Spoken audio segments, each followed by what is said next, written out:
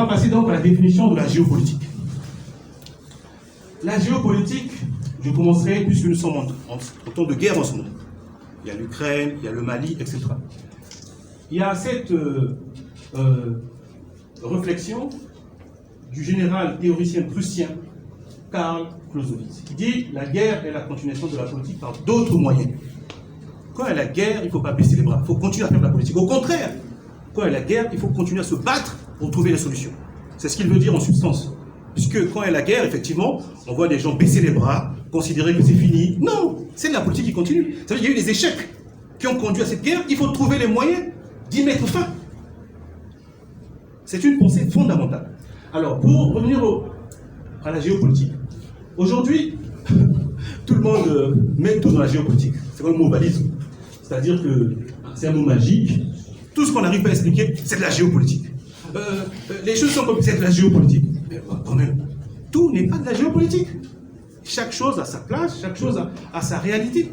Nous devons faire l'effort, je dis ça aux panafricanistes, d'être un peu rigoureux quand nous parlons, quand nous développons des concepts. Tout n'est pas géopolitique, il faut faire attention.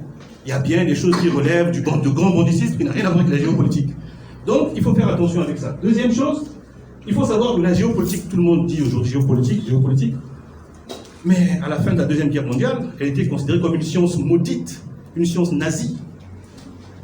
On ne voulait plus enseigner la géopolitique, parce qu'on expliquait que la géopolitique, c'est cette science qui a donné à Hitler ses prétextes pour mettre en application ses ambitions délirantes. C'est ça la géopolitique. Mais c'est une grosse hypocrisie. Il faut juste dire que la géopolitique d'Hitler avait mis en échec la géopolitique des autres. C'est tout. Tout le monde fait comme Hitler. Tout le monde veut dominer. Au moment où Hitler a fait ses crimes, mais toutes les autres puissances faisaient des crimes également. Sauf que nous autres, qui subissions la colonisation, nous n'avions pas la voix. Hitler a bien fait pire, mais il y a eu aussi du pire sur le continent à ce moment-là, par des puissances qui combattaient Hitler. Donc, la géopolitique, voilà son histoire un peu. Alors, on va aller un peu plus loin. La géopolitique, on va dire que c'est la relation entre l'espace, je mets l'homme, mais j'irai un peu plus loin tout à l'heure. L'homme. Pourquoi? Parce qu'en réalité, même si on ne parlait pas de la géopolitique il y a 2, 3, 4, 5 siècles, comme géopolitique conçue en quelque sorte, mais la géopolitique a toujours existé d'une manière ou d'une autre. Entre le sédentaire et le nomade, la conception de l'espace n'est pas le même. Hein? Entre le paysan, le citadin, le producteur, le marchand, le terrien, le marin, c'est pas la même chose. Et donc, d'où, quand il y a confrontation, c'est parce qu'on n'a pas la même conception des mêmes espaces que nous partageons sur Terre. Et quand ce sont des sociétés humaines à la base, des petites sociétés, des tribus, ça n'a pas beaucoup d'impact. Mais quand ça devient des États, ça pose problème. Donc, l'évolution de la géopolitique, c'est lorsqu'on arrive à des États.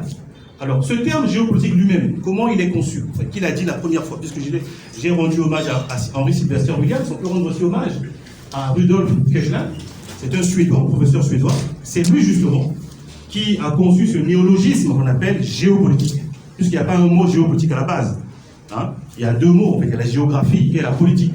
C'est Kirchner qui est le premier à avoir conçu ce terme de géopolitique. Et lui, dans sa définition, il considérait les États comme des organismes au même titre qu'un fleuve, un espace, un territoire. Ça, c'est sa conception à lui. Mais on peut dire aussi qu'un État fait la politique de sa géographie. Ça, c'est Napoléon. Mais Napoléon n'a pas étudié la géopolitique.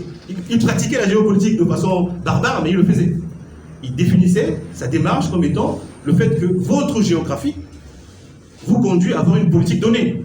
Vous ne pouvez pas faire de la politique sans maîtriser la géographie. Votre propre géographie d'abord, puisqu'elle va vous imposer des contraintes auxquelles vous devez faire attention avant de vous déployer à l'extérieur de vos frontières. Si vous êtes un pays, entre guillemets, enclavé, vous n'allez pas faire la même géopolitique. Si vous êtes un pays qui est un pays insulaire, vous n'allez pas faire la même géopolitique. On verra tout à l'heure ce qu'on appelle les géopolitiques de la mer, la géopolitique continentale, etc., etc. Alors, maintenant, il y a quelque chose d'inavoué dans la géopolitique. On dit, oui, la géopolitique, quand vous lisez un peu les documents des savants, ils disent la géopolitique, ce sont des interrogations entre l'impact, enfin, on veut comprendre l'impact que les données spatiales ont sur la politique.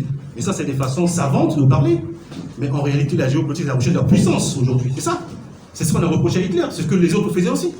Donc la géopolitique, au fond, a un objectif inavoué, c'est la recherche de la puissance. C'est le but de la géopolitique. Alors si vous l'ignorez, ben, vous allez être confronté aux autres, bien sûr, puisque eux, ils vont le faire.